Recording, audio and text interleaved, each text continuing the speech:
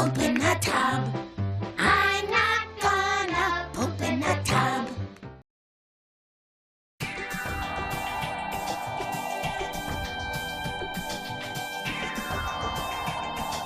Mario Kart 8 is finally getting new DLC. 48 tracks released in waves of 6. Like whoa. That's a lot of content, and it's apparently more tracks than the game has already. 48 tracks and still no Diddy Kong.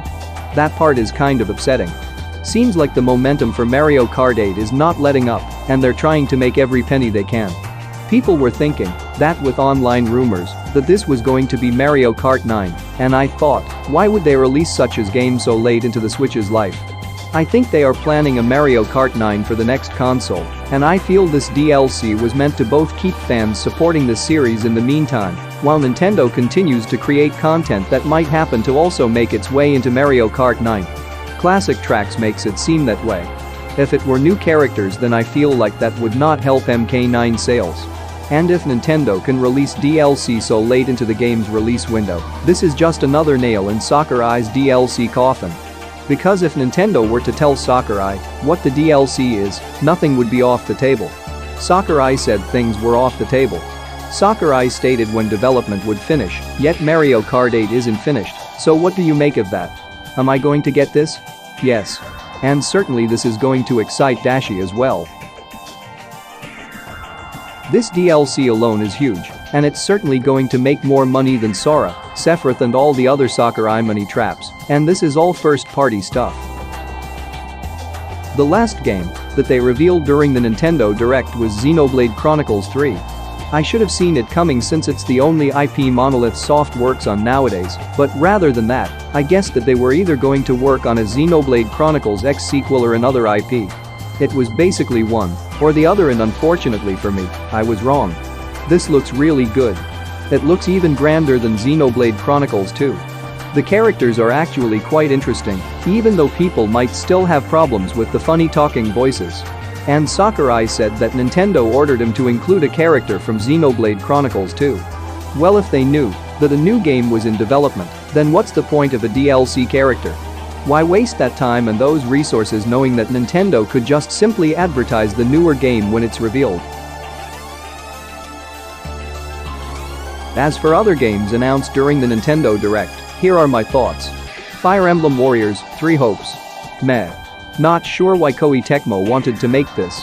The previous Fire Emblem Warriors game only sold about 1 million copies. No Man's Sky is coming to Switch. For people like me that didn't stay up to date on the game after release, they really delivered on a game full of purpose and personality compared to what was offered years ago. Disney Speed Storm. At least it's free. That's the only way I would check this game out. With Splatoon 3 coming out in the summer, I was hoping to find out more about the game. Instead, they just gave us a new story mode battle with the same area I thought I saw before and some new enemies. Maybe it's because I'm not passionate about Splatoon, but I had no idea what was going on. I just picked up on some inklings passing a ball to one another, and then they celebrate after throwing a ball at a container? What? It looks like a co-op mode. Kirby the Forgotten Land. I can't believe this game comes out in just a month. Seems like there's still a lot for them to reveal. Mario Strikers Battle League. I played Mario Strikers Charged for Wii, and I don't see much difference in gameplay. I think the online features are very ambitious, and I find it quite a shame that next-level games don't have much opportunity to explore their creativity outside Mario games. The customization and online editions already look more in-depth compared to Smash Bros. Ultimate. Front Mission First. Remake is a remaster of an old Squaresoft RPG. This was the game that Forever Entertainment was working on, and when I saw it was a strategy RPG with mechs, it looked very intriguing, and then the more they revealed, the more of a letdown it looked. I'm hoping that it might be a very fun game, because the gameplay doesn't seem all that groundbreaking. I know it's a remake of an older game, but I'm curious as to why an indie studio was interested in remaking this. They are also going to make Front Mission 2 remake. Live Alive. A Squaresoft game that never left Japan. In that Octopath style. Nintendo is apparently publishing it. I mean, okay. Wasn't there anything else they could have made?